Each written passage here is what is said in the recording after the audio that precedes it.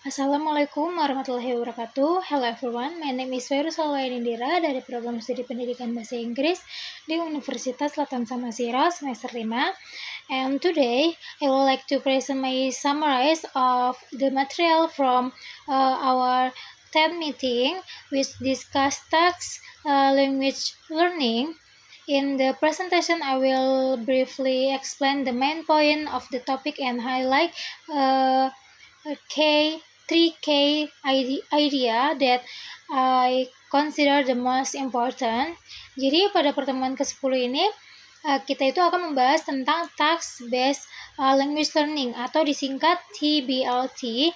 Nah, jadi secara sederhana itu TBLT itu apa sih? Jadi TBLT itu adalah pendekatan pembelajaran bahasa yang berfokus pada tugas-tugas sebagai pusat proses pembelajaran tersebut begitu. Nah, dengan pendekatan ini, siswa itu tidak hanya mempelajari grammar saja atau tata bahasa saja, aturan bahasa saja, tetapi juga langsung mempraktekannya atau menggunakan bahasa Inggris itu dalam konteks secara nyata dalam komunikasi sehari-hari begitu. Di sini juga ada teori menurut Wills dan Noonan, TAKS itu dalam pembelajaran bahasa adalah aktivitas yang membuat siswa menggunakan bahasa untuk memahami, memproduksi, dan berinteraksi dengan fokus utamanya itu pada meaning atau pada makna. Jadi artinya itu tujuan dari tugas ini itu adalah komunikasi yang secara nyata begitu, bukan sekedar hanya menghafal grammar saja atau vocabulary saja begitu. Nah, model TBLT ini terdiri dari 3 tahap utama, yaitu ada pre-text, di mana itu guru itu memperkenalkan topik yang akan diberikan atau memberikan contohnya dan memastikan siswa itu memahami instruksinya terlebih dahulu tentang misalnya teks apa ini, misalnya teks deskripsi atau teks prosedur begitu. Nah, tahap kedua adalah task cycle, yaitu proses ketika siswa melaksanakan tugasnya, mengerjakan tugasnya, merencanakan laporannya, atau menyampaikan hasil dari diskusi mereka atau hasil kerja atau hasil dari apa yang mereka kerjakan begitu. Nah, setelah itu pada selanjutnya ada tahap post-task, yaitu guru memberikan feedback atau umpan balik atau analisis bahasa yang mereka pakai dan membantu siswa melakukan refleksi atau pembenaran dari teks-teks mereka. Mungkin ada yang salah, guru bisa ngasih masukan atau feedback itu. Nah, TBLT ini memiliki beberapa kelebihan seperti meningkatkan keterlibatan siswa, memperkuat kemampuan komunikasi siswa, dan menyediakan kesempatan bagi para siswa itu untuk memproduksi dan menerima bahasa secara nyata atau langsung.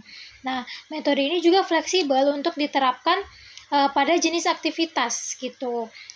Tapi TBL juga memiliki kelemahan seperti TBL ini membutuhkan waktu yang lebih lama atau cukup panjang gitu. Nah, tantangannya juga dalam penilaian ya, karena kan tidak semua, kalau misalnya cycle itu atau kelompok itu kan tidak semua bekerja, jadi penilaiannya juga mempunyai tantangan tersendiri. Terus juga ada keterbatasan sumber belajar dan perlunya pemahaman yang baik dari guru tersebut juga gitu. Nah, di sini juga ada contoh penerapan TBLT.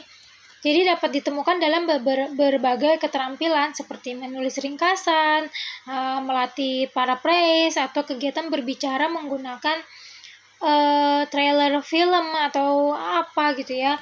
Nah, hal yang paling penting itu adalah instruksi pada tahap pre-taksnya itu, yang tahap awal tadi, karena itu tuh harus jelas agar semua proses itu terlaksana dengan baik, terlaksana dengan terstruktur, karena utamanya itu dari instruksi yang di awalnya itu begitu.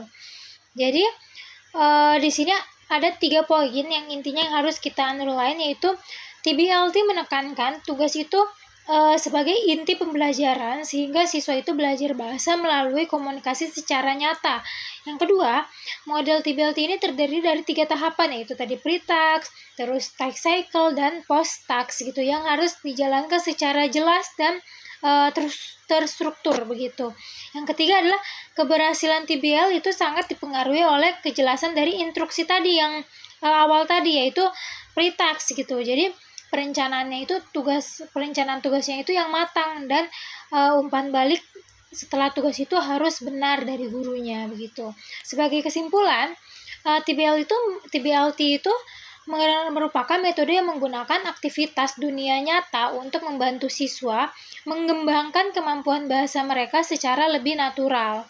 Nah, meskipun ini ada banyak tantangannya, dalam penerapannya metode ini juga dapat berjalan secara efektif jika guru merancang tugas dengan baik dan memberikan umpan balik yang tepat kepada murid-muridnya. Mungkin itu saja yang saya bisa sampaikan. Cukup sekian dan terima kasih. Wassalamualaikum warahmatullahi wabarakatuh.